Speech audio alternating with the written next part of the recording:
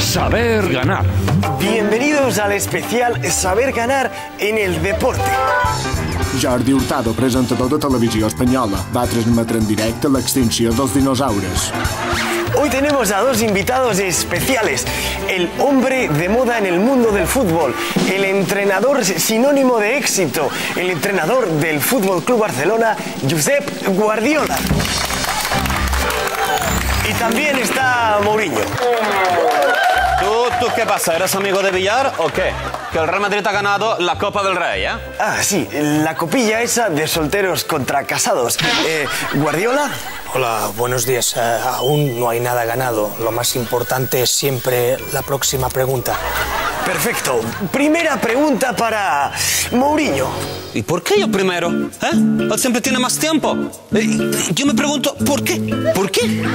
Porque básicamente este es mi programa. Porque soy el presentador más veterano de la televisión. Y porque me sale de los tiempo. Cojones, huevos. Rebote. De los sentimientos más profundos de inconformidad respecto al argumento planteado. ¡Correcto! Villarato. A ver, más cachapas. En mi programa no se grita. Mea colonia. ¿Y tú? Tú eres un poco culé, ¿no? Me daría vergüenza ganar este concurso, ¿eh? No es limpio esto, no es limpio. ¿Has terminado? Bien. Pasamos a la siguiente prueba. Completa la frase. Completa la frase.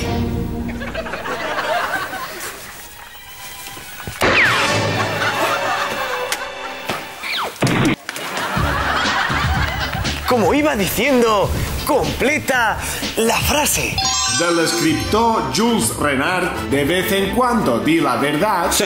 Si yo digo al árbitro y a la UEFA lo que siento, dejo de trabajar hoy mismo, ¿eh? Y yo me pregunto, ¿por qué? ¿Por qué? Para que te crean cuando mientes. ¡Correcto! Esto ya parece una paliza. Siguiente pregunta para Mourinho. ¿Cuántos dedos ves aquí? Tiempo. ¿Qué? ¿Una manita? Pues te vas a cagar. Pepe, ataca. Descargando. Objetivo localizado. Destrucción.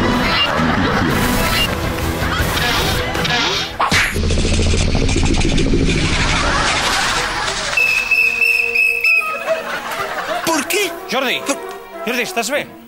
I després diuen els de la central lechera que els nostres fan teatre, va, home.